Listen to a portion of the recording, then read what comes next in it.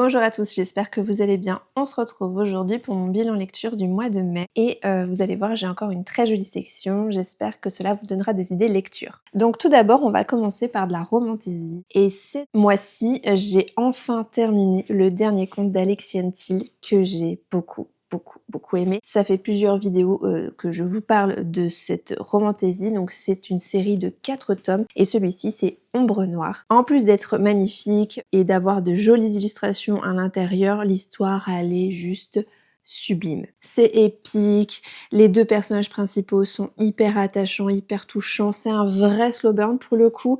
On n'a pas de spicy ou quoi que ce soit dedans. Donc on peut facilement le lire à partir de 14-15 ans sans problème. Et donc pour ceux qui ne connaissent pas le dernier conte, c'est une revisite de conte à chaque fois. Donc on est à Blanche-Neige, La Belle et la Bête aussi, qu'est-ce qu'elle a repris aussi, tout ce qui est Peter Pan, la Fée Clochette, ce genre de choses. Et les deux personnages principaux, donc Warren et Ariane, ont des caractères assez sympathique, voilà, c'est pas du tout ennuyeux, franchement il y a un bon rythme et tout, et ça se termine super bien, la fin elle est fantastique. Gros coup de cœur en romantasy, vraiment pour moi c'est devenu une vraie référence et je vous la conseille à 1000%. Ensuite, en deuxième romantasy que j'ai lu, j'ai continué la série Powerless avec le tome 2 qui est Reckless de Lauren Roberts que j'avais commencé il y a pas hyper longtemps, je crois que c'est, si vous allez voir dans mes bilans lecture, je crois que c'est celui d'avant, le mois précédent, ou encore celui d'avant, mais vraiment c'est assez récent. Je les emprunte à la bibliothèque et jusqu'à présent, ils avaient le tome 1 et 2, mais le tome 3, ils l'ont pas encore. Donc, il va falloir que j'attende un peu pour lire la suite, mais ça ne dérange pas. L'écriture fait que c'est facile à mémoriser, voilà, tout ce qui se passe. Donc, dans le premier tome, on était vachement sur le côté jeu, un peu à le Hunger Games. Là, on est plus sur un côté course-poursuite entre Paydin et Ekai. C'était bien prenant, alors j'ai trouvé que dans celui-ci, l'univers de la romantasy était un peu moins exploité, on était vachement concentré plus sur la romance, en tout cas la relation entre les deux, parce que du coup là pour le coup on est vraiment sur un Enemies to Lovers comparé au premier tome qui était qualifié comme ça, où je trouvais que ça l'était pas tant que ça. Mais voilà, j'étais juste un petit peu chagrinée de pas avoir un peu plus de fantasy, que c'était un peu trop axé sur la romance. Le schéma était un petit peu récurrent et disons que les autres personnages n'étaient pas hyper exploités comparé au premier tome. Donc bon, je me dis c'est peut-être plus pour avancer dans les sentiments des deux personnages principaux et que le tome 3, ça devrait aller un peu plus loin. En tout cas, j'espère, j'ai beaucoup d'attentes sur la suite. Bon, en tout cas, le premier était très sympa à lire, le deuxième tout autant.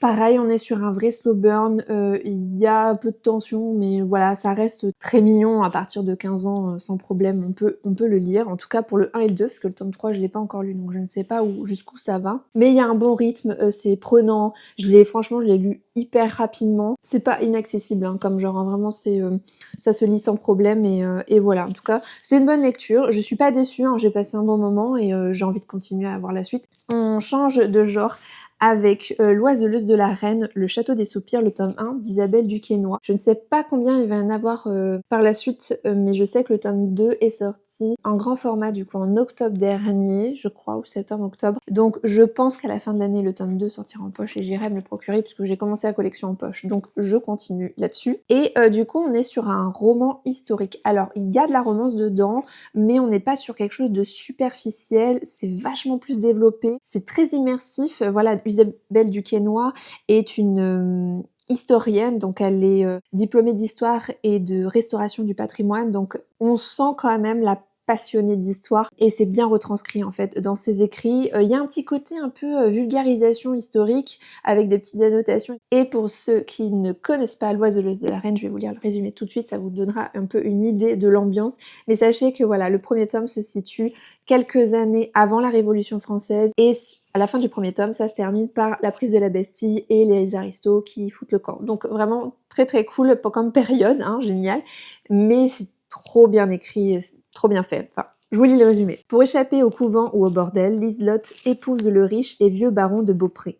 Préoccupé de s'assurer un héritier, il impose à la jolie roturière ses assauts lubriques tout en l'initiant aux usages de la noblesse et à l'élevage de ses chers oiseaux. Hélas, Casimir de Beaupré laisse bientôt son domaine à l'abandon et sa femme sans ressources. Or, la reine Marie-Antoinette, entichée de plumes, décide de lui passer commande.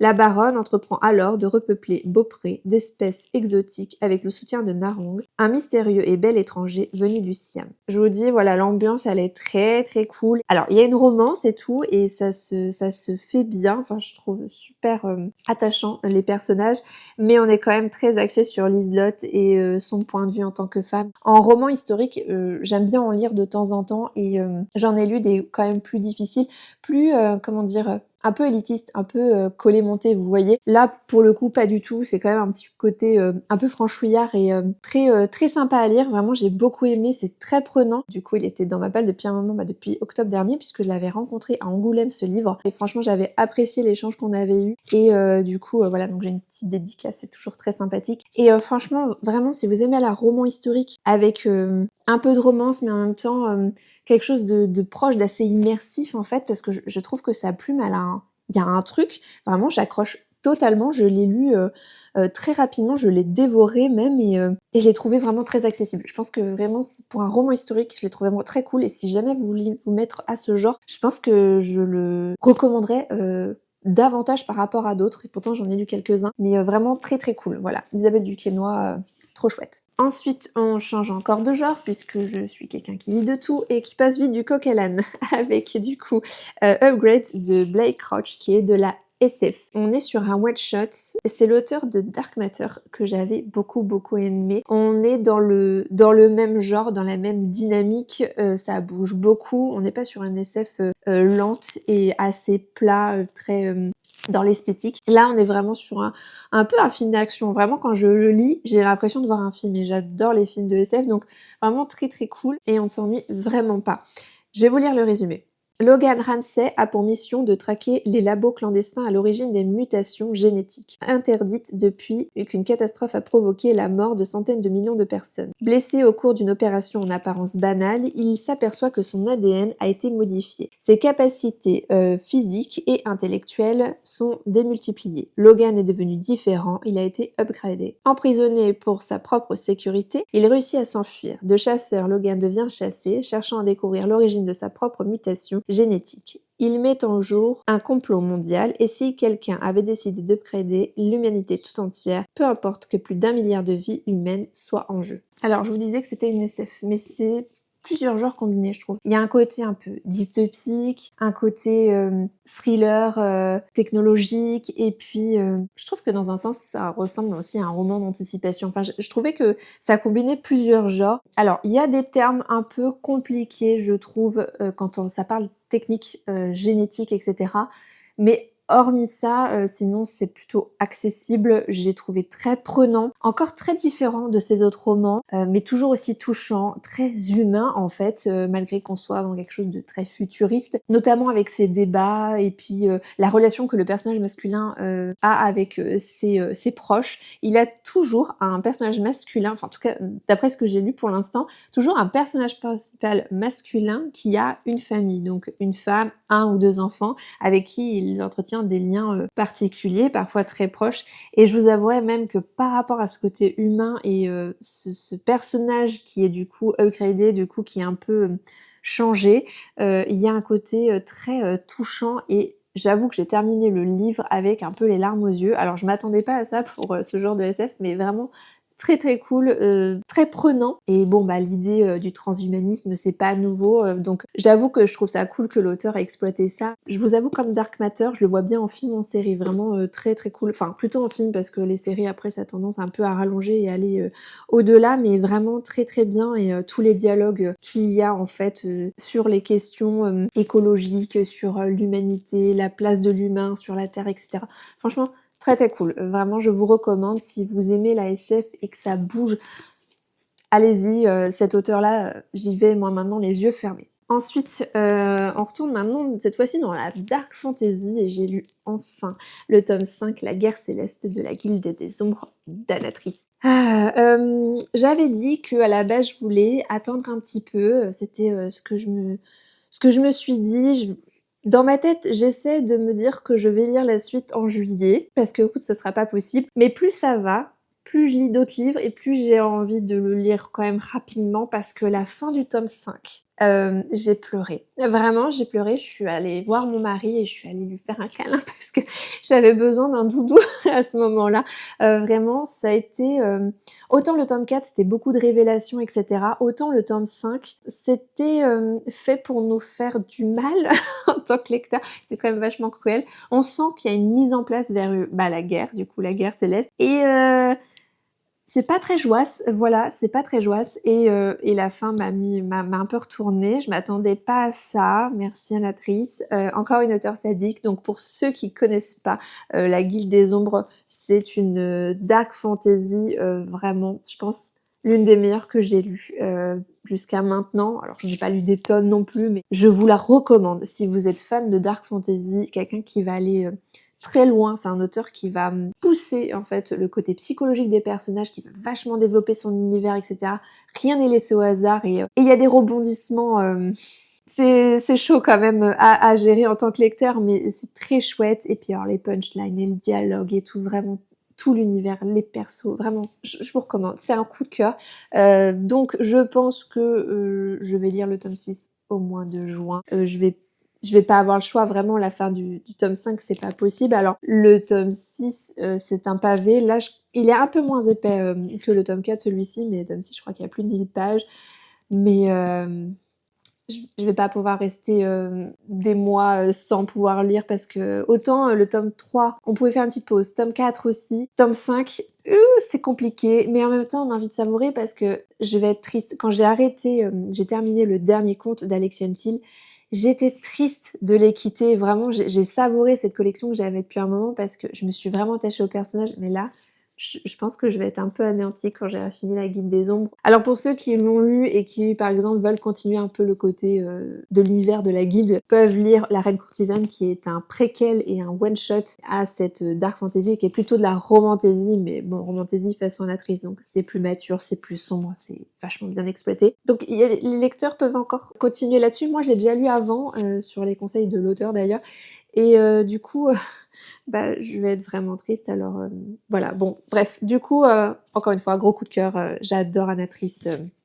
C'est une auteure vraiment, vous savez, où peu importe ce qu'elle écrit, je vais y aller et je vais me sentir en confiance, je vais me sentir à l'aise, en sécurité, je vais me sentir bien et je sais que je vais passer un super bon moment. Donc, si vous ne connaissez pas cette auteure, foncez, sans problème. Et en plus, elle est française, ça fait plaisir.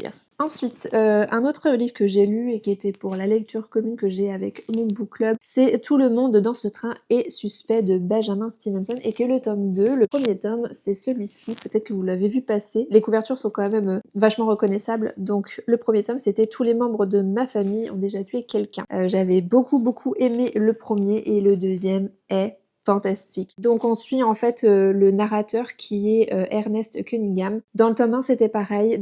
Donc il était avec sa famille. Dans le tome 2, on est sur un huis clos qui se passe dans un train. Je vous lis le résumé. Mon histoire est simple. 7 écrivains montent dans un train. À la fin du trajet, 5 en sortiront vivants.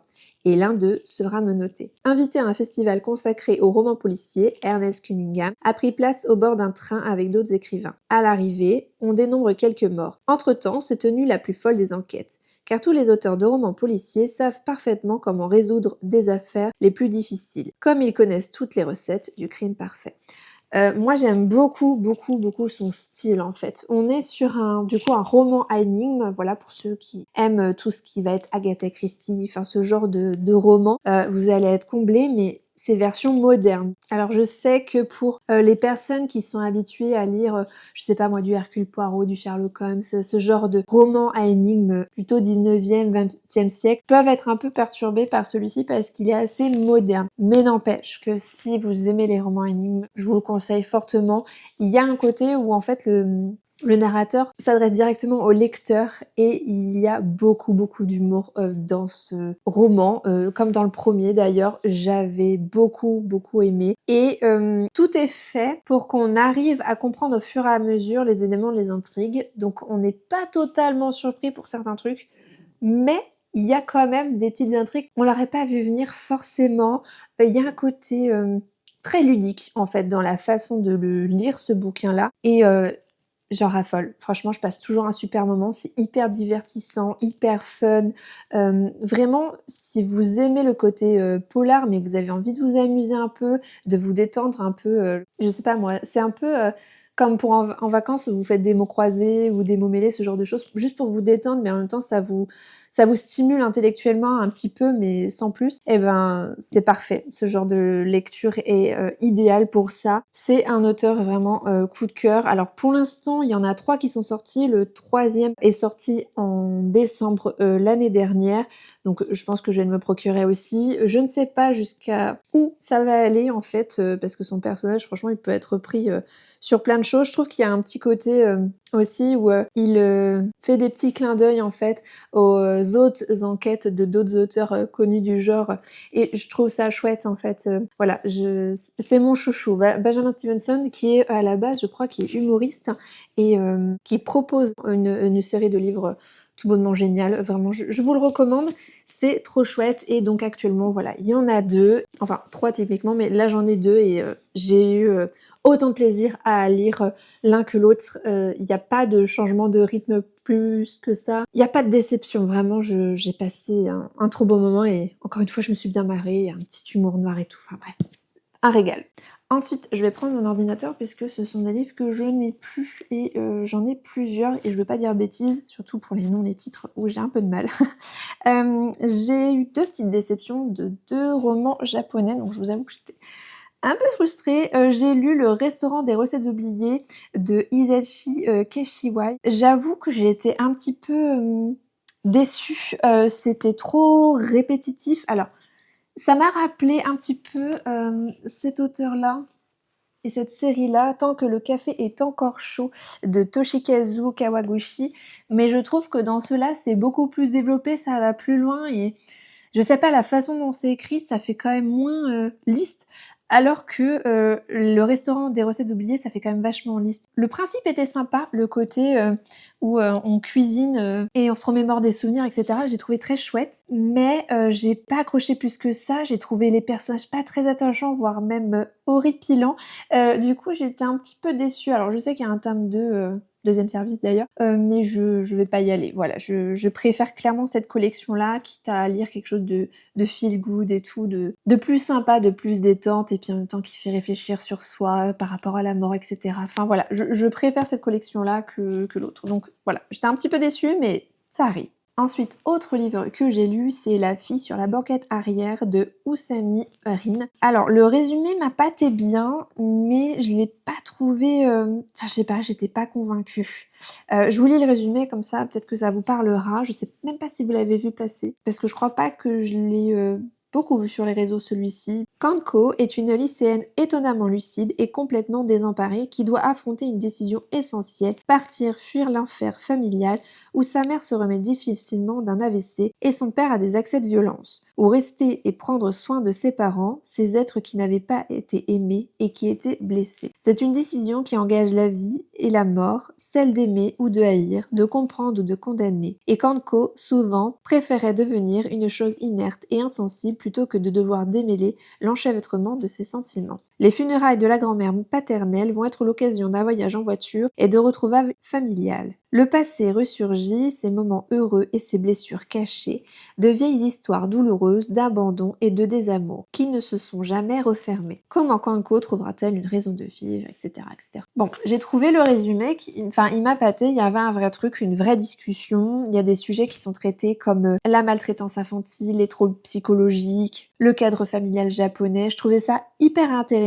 et on sent que l'auteur a voulu mettre l'accent sur les émotions, mais du coup le récit général n'était pas assez développé pour moi. Et après c'est la plume japonaise, parfois soit il y a un côté très poétique, mais des fois il y a un peu de distance. Et là j'ai pas réussi à m'accrocher. Et le personnage principal il vit des trucs quand même assez perturbantes, hein, franchement, et pas facile à vivre, très destructeur, et pourtant j'ai pas été bouleversée plus que ça. C'est comme si je lisais une histoire mais de très loin, et du coup j'ai pas réussi à être touchée. Donc bon, ça peut arriver, je suis un peu mitigée du style, enfin voilà, le style d'écriture m'a pas m'a pas alpaguée. Bon, ça arrive, ça a été une petite déception, c'est pas grave. Je l'ai lu, je l'ai découvert donc mais je pense pas que je retournerai vers cet auteur. Je pense que vraiment c'est son style que j'ai pas réussi à accrocher. Ensuite, j'ai lu, L'Anti-lune de miel de Christina Loren, qui est une romance contemporaine. Je vous lis pas le résumé parce que ça raconte tout,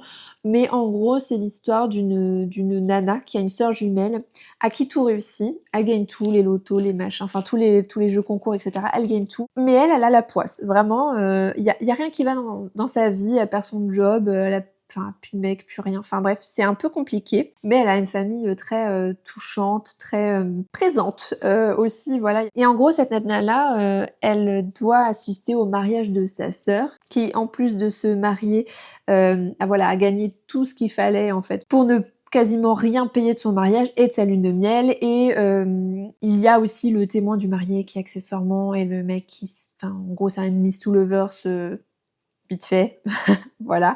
Mais en gros c'est ça, c'est le trope principal. Et en fait, au mariage, au banquet, enfin c'est un buffet et les deux, que ce soit elle et le témoin, ne mangent pas au buffet. C'est ce qui va les sauver entre guillemets parce que du coup il va y avoir une sorte de bactérie, je sais pas quoi, et en gros tous les invités du mariage, plus le mari, enfin les mariés, vont tous tomber très malades. C'est pas une petite intoxication alimentaire, c'est un gros truc où ils en ont pour plusieurs semaines. Et en fait, la lune de miel que les mariés ont gagné à un concours est nominatif et ne peut pas être décalé. Donc sa sœur jumelle qui lui ressemble comme deux gouttes d'eau prend son identité et elle y va à sa place. Alors bien sûr c'est la mariée qui lui a dit vas-y, enfin voilà, c'est pas la sœur qui a tout pris, mais enfin voilà. Donc là la chance a l'air de tourner, sauf que du coup c'est deux places et elle y va en tant que mariée à la place de sa sœur et du coup le témoin qui n'a pas mangé au buffet part avec elle. Bon en gros c'est ça, donc c'est un peu proximité forcée, c'est le enemies to lovers vite fait, il va leur arriver plein de péripéties dans cette lune de miel.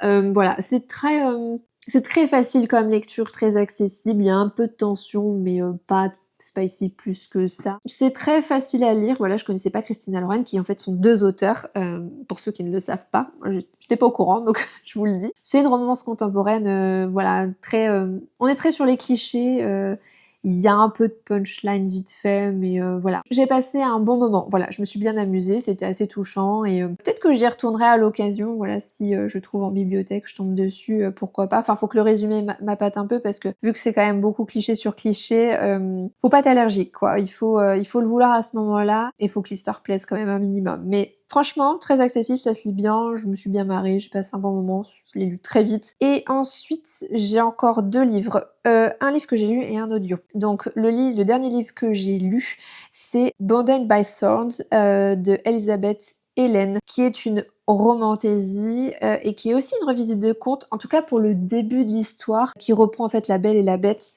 J'avoue qu'au début, j'étais un peu... comment dire? J'étais un peu déçue presque parce que du coup, ça reprenait vraiment l'histoire de La Belle et la Bête, mot pour mot, enfin pas mot pour mot, mais presque, en version un peu plus moderne, mais voilà. Et j'aime les revisites de contes quand, vous voyez, quand on est en train de lire et que d'un coup c'est: «Ah, ça me fait penser à quelque chose. Ah, mais ça me fait penser à un tel conte» ou je ne sais quoi. Là, c'était trop tout de suite et voilà, je préfère les clins d'œil quand même où il y a une trame, où il y a un truc qui ressemble, mais pas autant. Et du coup, voilà, j'avais un peu de mal, mais c'est une lecture qu'une copine m'a conseillée et je la connais, enfin, on a à peu près alors pas totalement le même genre de lecture, mais si elle me l'a conseillé, c'est qu'elle l'a fait pour une bonne raison. Et donc je me suis dit: «Bon, je vais m'accrocher un peu, je vais voir, peut-être que c'est vraiment qu'au début». Et effectivement, après, c'est de moins en moins sur La Belle et la Bête puisqu'on est sur un harem inversé. Donc on est loin du conte classique avec deux personnages principaux, un homme et une femme, relation hétéro classique. Non, pas du tout. Là, ça va très loin. Par contre, on est sur un vrai slow burn. Ça se fait pas tout de suite, donc j'attends de voir. C'est une collection quand même où je crois qu'il y a 5-6 tomes. Non, peut-être largement 6, même peut-être 7. J'en sais rien, je ne sais plus. Enfin voilà, j'ai bien apprécié, voilà, à part ce début de lecture, quand l'auteur part sur autre chose, voilà, qu'elle écrit en fait son histoire, là pour le coup, j'ai bien aimé. Et d'ailleurs, je vous dis l'auteur, mais elles sont deux aussi, Elisabeth et Hélène. Je me fais avoir à chaque fois, mais il faut que je retienne ces 2 auteurs. Mais en tout cas, voilà, très, très cool. Voilà, j'ai bien aimé. J'ai, la suite puisque ma copine, les achète et elle me les passe. Donc j'ai pas le choix de lire et le deuxième d'ailleurs est très, très beau. Est-ce que je l'ai là? Oui. Elle est dans mon étagère pile à lire qui est un peu cachée. Et vous voyez le deuxième tome, il est aussi très, très beau. Et voilà, je vais le lire, peut-être, juin, juillet, je ne sais pas. Ça va, elle est pas pressée pour le récupérer, donc bon, voilà. Mais très cool en romantasy. Si vous aimez la romantasy slow burn et tout, c'est vrai que du coup, là, ça fait 3 romantasy que je vous parle, c'est des slow burn, mais j'avoue, je suis assez fan de ce genre. J'aime bien quand ça prend son temps et voilà. Bon, bref. Ensuite, en dernier, livre que je vais vous parler aujourd'hui, c'est un livre audio et c'est le tome 3 de Myrina Holmes, Possession immatérielle, que j'ai beaucoup, beaucoup aimé. Alors, faut savoir que le premier tome, je l'avais lu, donc vraiment lu avec un livre, et j'avais bien aimé, j'avais bien accroché, et tome 2 et 3, j'ai testé parce que j'avais vu sur les réseaux une nana que je suis qui avait dit que les lecteurs étaient franchement très cool et très, comment dire, dynamiques. Enfin voilà, ça y allait et ils vivaient le truc et je me suis dit: «Bah, pourquoi pas tester?» Et le 2, franchement, j'ai trop adoré et le tome 3, les lecteurs, ils se sont lâchés, mais alors lâchés, je me suis vraiment beaucoup marrée. Alors Myrina Holmes, c'est quand même pour, des personnes, très ouvertes d'esprit, je pense. On est sur une urban fantasy et on est dans un monde de démons et avec, les 7 péchés capitaux et cetera. L'auteure, du coup Anatrice d'ailleurs, parce que j'ai pas précisé, encore encore elle. Vous allez entendre beaucoup parler d'elle cette année, mais elle a fait beaucoup de sorties et du coup je me suis intéressée à ses autres écrits. Tout ça pour dire que, tout est très exacerbé, on est sur, un monde quand même où c'est un peu, ça part un peu en volo, faut pas faire trop le parallèle, avec notre monde actuel. C'est vraiment, très déluré, très déjanté, très fun, très, libéré, délivré, si vous voyez un peu le genre. Moi j'ai beaucoup aimé, j'ai passé un très bon moment. Alors c'était pas mon coup de cœur des livres d'Anatrice, mais quand même, j'ai passé un super bon moment et je recommande à tous ceux qui aiment l'urban fantasy et qui sont, ouverts en fait, en termes de sexualité, en termes de principes de vie. Vraiment, faut oublier tout ce qu'on connaît pour, rentrer dans cet univers. J'ai beaucoup aimé, les personnages sont aussi attachants. Alors, c'est une trilogie, mais je sais qu'il y a un spin-off. Je dirai pas le nom parce que ça spoil tout, toute la série. Mais il y a un spin-off qui est juste un tome 4 du coup. Et je pense que je le lirai peut-être plus tard, mais pour l'instant, la fin est vraiment très cool du tome 3 et j'ai envie de rester là-dessus. Mais peut-être qu'un jour, par curiosité, voilà, j'irai le lire. Mais très très chouette comme livre audio. Et de toute façon, encore une fois, Anatrice, c'est une auteure coup de cœur. Donc voilà. J'espère que cette vidéo vous aura plu, qu'elle vous aura donné quelques idées lecture. N'hésitez pas à me dire en commentaire si vous en avez lu certains. Vous pouvez aussi me dire ce que vous lisez en ce moment, peut-être que ça me donnera des idées lecture. Enfin voilà, je vous dis à très bientôt dans une prochaine vidéo. Prenez soin de vous. Bye!